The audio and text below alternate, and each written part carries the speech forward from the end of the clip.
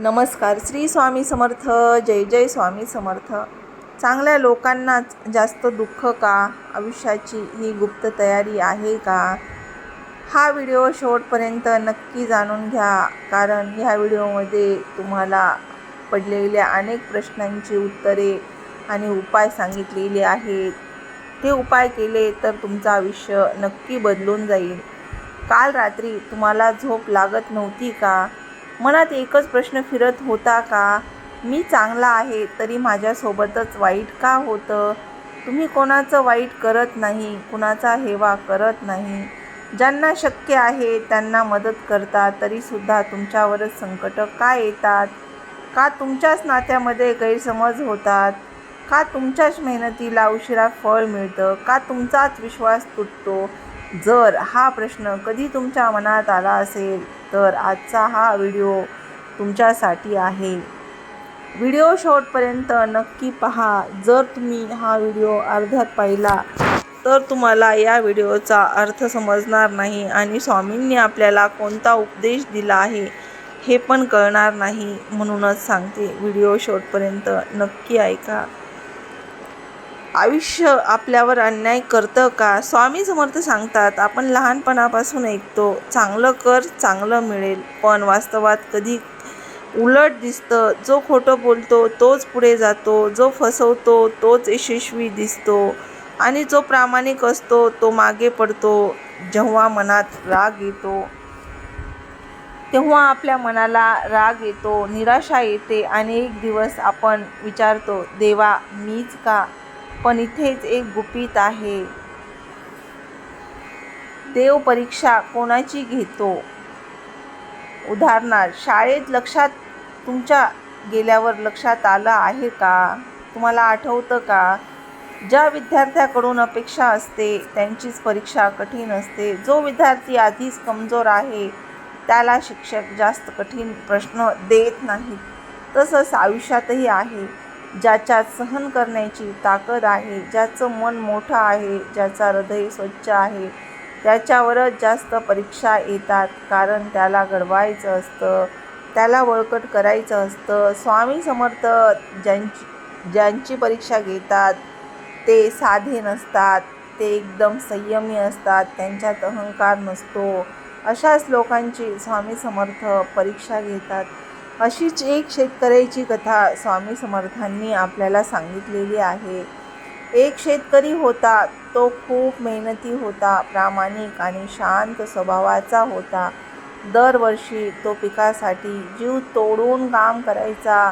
सकाळपासून संध्याकाळपर्यंत कष्टच करायचा. पण एक वर्ष दुष्काळ पडला. सगळं पीक जळालं. गावातले काही लोक म्हणाले, तू इतका देवदेव करतोस, इतका देवावर विश्वास ठेवून काय उपयोग? शेतकरी रात्री एकटा बसून रडू लागला. पण दुसऱ्या दिवशी पुन्हा शेतात गेला. त्याने म्हटलं, माझं पीक जळालं पण माझी मेहनत जळाली नाही. दुसऱ्या वर्षी त्या शेतकऱ्याचं दुप्पट पीक आलं. त्याने हार मानली नाही, स्वामीवर विश्वास ठेवला आणि त्याने स्वतःला जिंकून दाखवलं. परिणाम नष्ट होऊ शकतो, पण तुमच्यात तयार झालेली ताकद कधीच नष्ट होत नाही. म्हणूनच स्वामी समर्थ आपल्याला नेहमी सांगतात, फक्त कर्म करत राहा, फळाची अपेक्षा करू नका. कारण जे तुमच्यासाठी योग्य आहे ते मी तुम्हाला देणारच आहे. लोक आपल्या स्वभावाचा गैरफायदा घेतात का? कधी तुम्हाला वाटलं आहे का? लोक तुमच्या चांगुलपणाचा फायदा घेतात. तुम्ही नाही म्हणू शकत नाही म्हणून लोक तुमच्यावर जबाबदाऱ्या टाकतात आणि एक दिवस तुम्ही थकता. पण लक्षात ठेवा, तुमची नम्रता तुमची कमजोरी नाही, ती तुमची निवड आहे. आणि स्वामी समर्थ अशाच लोकांना जबाबदाऱ्या देतात जे एकदम संयमी, एकदम ताकदवान आणि एकदम बळकट असतात. कमजोर लोकांना अशा जबाबदाऱ्या देत नाहीत. स्वामी समर्थांनी आपल्याला अशीच एका व्यक्तीची कथा सांगितली आहे. एक व्यक्ती आपल्या मित्रावर खूप विश्वास ठेवत होता. दोघांनी मिळून व्यवसाय सुरू केला, पण एका दिवशी मित्रानेच त्यांना फसवलं. सगळे पैसे घेऊन गेला. तो व्यक्ती तुटला. त्याला वाटलं आता कोणावरच विश्वास ठेवू नये. पण काही वर्षांनी त्याला कळालं. त्या घटनेमुळे तो अधिक सावध झाला, स्वतः निर्णय घेऊ लागला आणि मोठा झाला. कधी कधी चुकीचे लोक दूर जाणं ही स्वामी समर्थांचीच कृपा असते. म्हणूनच स्वामी समर्थ जर आपल्या सोबत असतील तर आपल्याला कोणाचीच आणि कशाचीच भीती वाटत नाही. वाईट लोक सुखात का दिसतात? हा पडलेला प्रश्न तुम्हाला स्वामी समर्थांनी त्याचं एक छान असं उत्तर दिलं आहे. हा सगळ्यात मोठा प्रश्न आहे. वाईट करणारे लोक लगेच सुखात दिसतात, पण ते सुख तात्पुरतं असतं. कर्माचं चक्र शांत असतं, पण अचूक असतं. आपण घाई करतो, पण आयुष्य वेळ घेतं. जेवढी वेळ घेईल तेवढं आयुष्य आपल्यासाठी चांगलं आहे. म्हणून कधीही देवावर अविश्वास दाखवू नका, स्वामीवर अविश्वास दाखवू नका. कारण योग्य वेळी योग्य ते निर्णय घेण्याची क्षमता स्वामी आपल्याला देतात. कधी तुम्हाला एकटेपणा जाणवला आहे का? तुम्ही कधी खूप एकटे वाटत आहे का तुम्हाला? सगळे आजूबाजूला असतात, पण मनात कोणी नसतं. तो काळ खूप कठीण असतो, पण तोच काळ तुम्हाला स्वतःची भेट घडवतो. एकटेपणा म्हणजे शिक्षा नाही, तो आत्मपरिचर्याचा काळ असतो. जर तुम्हाला असं वाटत असेल तुमच्या आजूबाजूला सगळे लोक आहेत आणि तुम्हाला एकटे वाटत असेल तर घाबरू नका. कारण तो एकटेपणा म्हणजे शिक्षा नाही, तो एकटेपणा तुम्हाला आतून घडवण्यासाठी आहे. दुःखाचा खरा उपदेश स्वामी समर्थांनी काय सांगितला आहे? स्वामी समर्थ सांगतात, दुःख कायमच राहत नाही, पण दुःखातून तयार झालेली ताकद कायमच असते.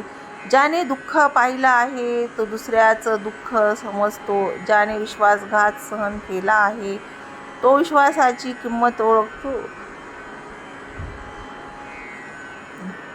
ज्याने अपयश पाहिलं आहे तो यशाची खरी किंमत जाणतो. म्हणूनच स्वामी समर्थ आपल्याला वारंवार चांगल्या मार्गाने जाण्याचा उपदेश देतात. स्वामी समर्थ सांगतात, तक्रार थांबवा, निरीक्षण सुरू करा. दररोज 5 मिनिटे स्वतःला विचारा, आज मी काय शिकलो? आज मी काय केले? आज मी कोणाला दुखवले का? मी कोणासाठी काही चांगले काम केले का? नंबर 2, नाही म्हणायला शिका. चांगुलपणा म्हणजे स्वतःला त्रास देणं नाही. 3, दर आठवड्याला एक काम करा, कोणालाही न सांगता. स्वामी समर्थ आपल्याला सांगतात, दर आठवड्याला तुम्ही एक चांगलं काम करा, फक्त तो कोणाला कळता कामा नये. 4, स्वतःशी प्रामाणिक राहा. दुसऱ्यांपेक्षा स्वतःला बदलणं सोपं आहे. जर तुम्ही खरं बोललात, खोटं बोलला नाही, तर स्वतःला तुम्हाला सिद्ध करण्याची गरज नाही. 5, विश्वास ठेवा. प्रत्येक संकट काहीतरी शिकवून जातं, म्हणून संकट आलंच पाहिजे. जर तुम्ही खूप मेहनत केली असेल तर समजा तुम्ही कमजोर नाही, तुम्ही तयार होत आहात. आजचं दुःख कायमचं नाही, पण उद्याची ताकद कायमची आहे. जर तुम्हाला वाटत असेल की हा संदेश तुमच्यासाठी होता तर कमेंटमध्ये लिहा, मी हार मानणार नाही. आणि हा व्हिडिओ त्या व्यक्तीला पाठवा ज्याला सध्या आधाराची गरज आहे, जो खचलेला आहे आणि ज्याचा विश्वास कमी झालेला आहे, आयुष्य नकोसे वाटत आहे. अशा व्यक्तीला हा व्हिडिओ नक्की शेअर करा. जर तुम्ही एखाद्याला आधार दिला तर उद्या स्वामी समर्थ तुम्हाला आधार देतील. म्हणूनच स्वामींवर विश्वास ठेवा. स्वामी समर्थ आपल्यासोबत नेहमी आहेत आणि असणार आहेत. स्वामी समर्थ तुमच्यासोबत नक्की राहोत ही मी स्वामी समर्थांना प्रार्थना करते. श्री स्वामी समर्थ. जय जय स्वामी समर्थ. जर तुम्ही स्वामी समर्थचे भक्त असाल तर एक गोष्ट कायम लक्षात ठेवा, अहंकार सोडून द्या. कोणाविषयी वाईट शब्द उच्चारू नका, कारण स्वामी समर्थांना हे बिलकुल आवडत नाही. स्वामी समर्थांना फक्त साधं वागणं, साधं राहणं, मन स्वच्छ ठेवणं, स्वामींवर विश्वास ठेवणं, कोणाचेही वाईट कधीही न चिंतणे हे सगळे आवडते. आणि जर तुम्हाला स्वामींना प्रसन्न करायचे असेल तर गरजू व्यक्तींना दान करा. जेवढे तुम्हाला जमेल तेवढे करा. असं काही नाही की तुमची परिस्थिती नसताना तुम्ही दान केले. तुमच्या घरात केलेला स्वयंपाक पण तुम्ही देऊ शकता.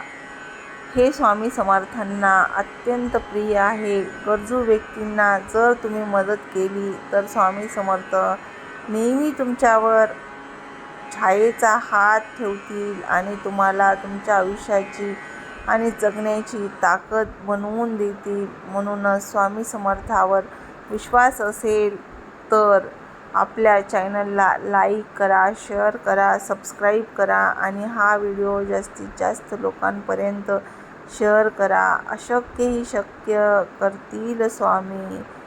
भिवू नकोस, मी तुझ्या पाठीशी आहे, हे स्वामी समर्थ आपल्याला नेहमी सांगतात.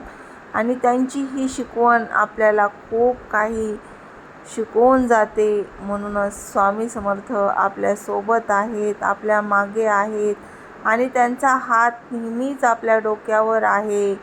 फक्त अडचण आली की म्हणा, स्वामी माझ्यासोबत आहेत.